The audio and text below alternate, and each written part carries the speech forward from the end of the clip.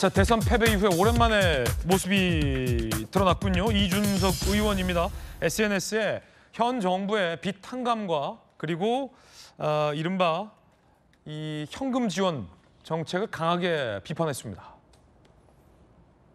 사실 지난 대선 때에서도 커피 원가 논란이랄지 아니면 호텔 경제학 등에 대해서 이준석 당시 후보가 이재명 대통령을 강하게 비판을 해왔는데요.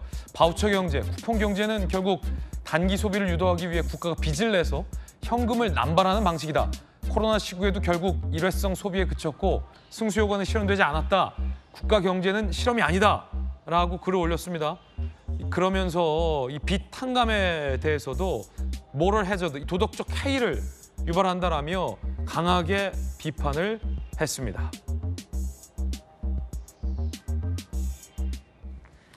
이준석 의원이 이 비판의 공을 띄우면서 사실은 정계, 재계에서도 감론을박 논란의 대상인 것 맞습니다. 특히나 현 정부가 최근 밝혔던 이 빚 탕감, 7년간 빚을 갚지 못한 연체자들의 빚을 정부가 대신 갚아주겠다라는 정책을 두고서도 감론을박 시끄럽습니다. 함께 보시죠. 재기의 기회를 주기 위해서다라고 정부는 밝히고 있고요. 근데 예산이 어마어마하죠. 금융위, 이 재기 기회를 제공한 차원이다라고 설명하고 있습니다. 반면 이 누리꾼들 사이에서는 역차별이다. 빚을 세금으로 메꾼다. 결국 빚 갚은 사람들만 손해를 보는 역차별이 아니냐라는 논란도 일고 있는 게 사실입니다. 구제 기준을 두고서도 논란이 일고 있어요. 업종 제한을 두지 않는다는 거예요. 이재명 정부에서. 도박 사행성 사업 종사자도 채무 탕감이 가능해지는 거냐라는 비판도 일고 있습니다. 대구시장님 하셨던 우리 권영진 의원님 어떻게 보십니까? 이준석 의원이 사실 이 문제를 비판하는 건 아니에요. 야당에서도 상당히 지금 비판하고 있는데 어떻게 보세요? 아니 정부 입장에서는 얘기를 드리니까 지금 한계 상황에 놓인 자영업자들 이대로 두면은 사회적으로 더 문제가 되니까 5천만 원 이하에 한해서 이게 113만 명이라 그러더라고요. 이게 전체로 따지면은 이게 16조가 넘는 돈입니다. 16조 원이요? 예, 그걸 결국은 국민들 세금으로 메꿔 주겠다라는 건데 사실 지난 주말에 저도 미용실도 가고 또 전통시장도 돌아다녔거든요. 이발하셨어요 지금 보니까. 근데 사실 저렇게 항의하는 사람들 많아요. 나도 빚내서 난 그동안 어렵지만은 성실하게 갚았는데 그렇지. 성실하게 갚은 사람들만 손해보는 거 아니냐. 정부가 이렇게 해도 되느냐. 올해 딱 그 빚을 완납하신 자영업자들이나 서민분들도 많을 것 같아요.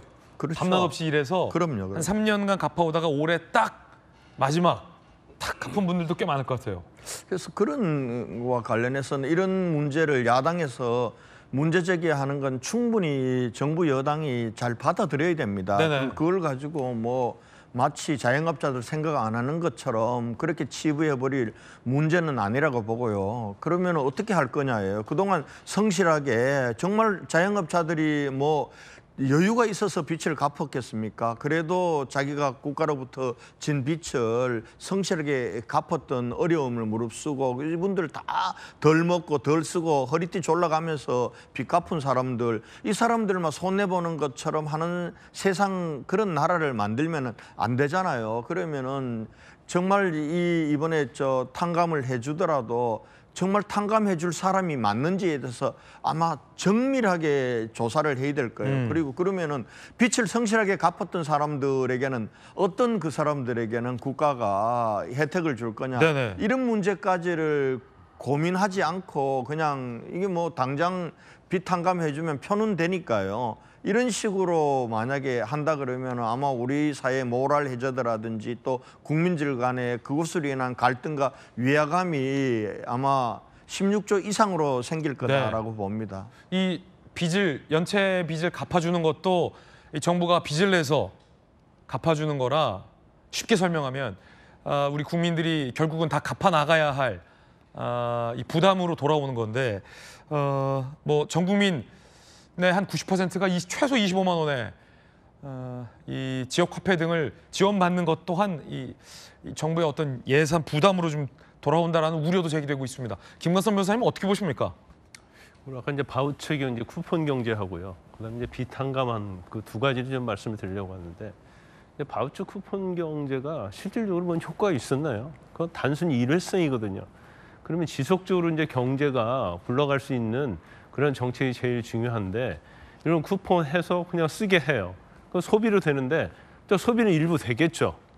그렇지만 그게 과연 경제를 활성화할 정도로 어떤 소비가 되느냐? 그건 아니다고 한다면 결과적으로 그건 국가의 부채로 남는 거고, 그건 세금을 떼어야 하는 거고, 그러면 결과적으로 미래 세대에게 굉장히 부담을 지우는 거예요. 그러면 미래 세대가 우리가 가면 갈수록 인구가 느는 게 아니고 인구가 줄어들거든요. 그럼 인구가 줄어들수록 미래 세대의 부담은 더욱더 커진다. 이게 쿠폰이나 바우처로 해서 경제가 활성화되고 지속적으로 뭐 국가 경제에 도움이 된다고 한다면 이거 당연히 풀어서 해야죠. 근데 거기에 대한 그 이준석 의원도 있지만 승수효과가 거의 없고, 그렇기 때문에 이게 과연 해야 하는 게 맞느냐, 이건 좀 더 심도 있게 검토를 해봐야 한다고 보고요.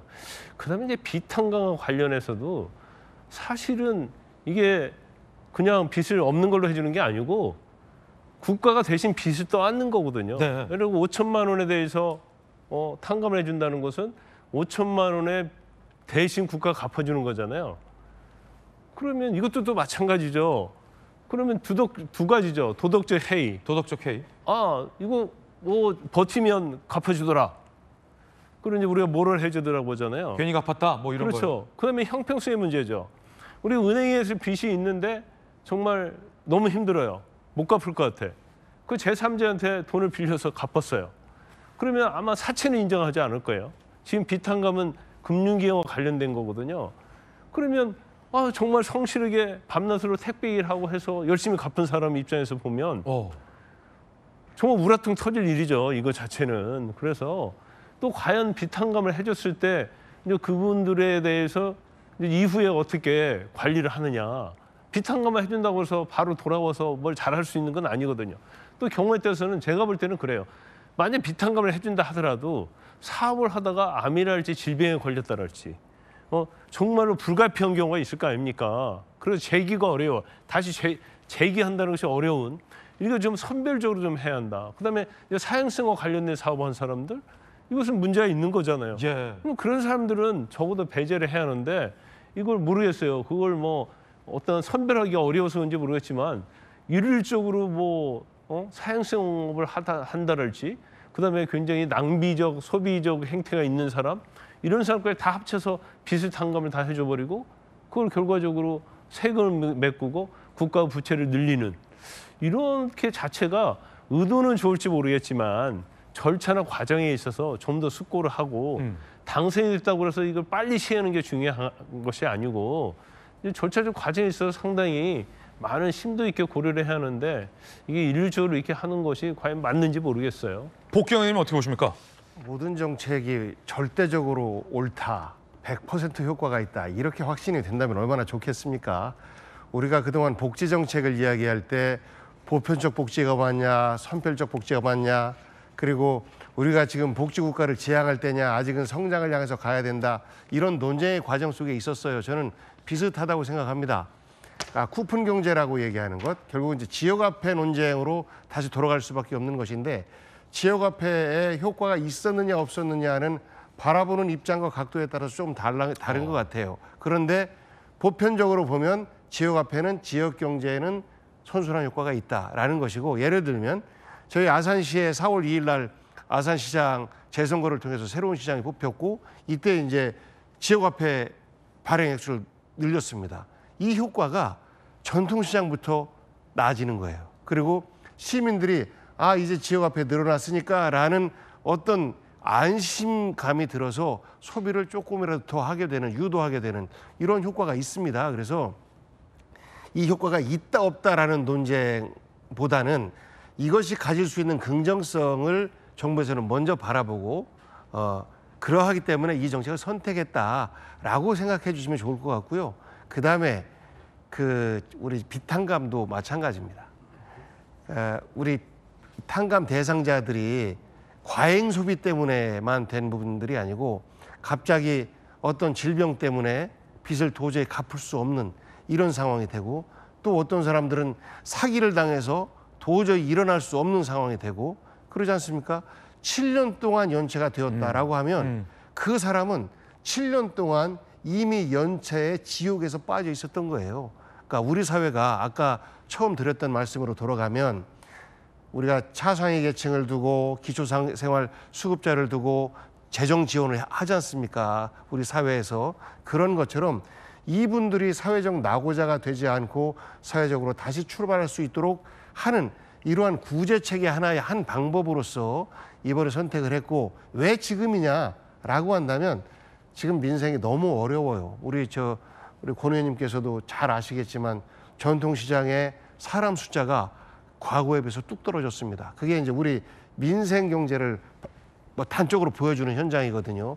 그러하기 때문에 그 우리 민생 경제를 살릴 수 있는 다양한 어떤 그 정책을 개발하는 와중에 지금은 이제 지역 경제 발생을 그 활성화를 위한 지역 화폐, 이게 이제 쿠폰 경제라는 비판을 받고 있습니다만 이것의 긍정성에 대한 기대를 갖고 있는 거고, 그리고 우리 장기 채권자들에 대한 그 부채 탕감을 통해서 이분들의 사회적 재기를 유도해내기 위한 이런 선의의 의도가 담겨져 있으니까 극단적으로 방어하고 극단적으로 공격만 하면 우리 사회가 어려워질 수 있으니까 그런 긍정성의 한 단면을 함께 봐달라라고 말씀드리고 싶습니다.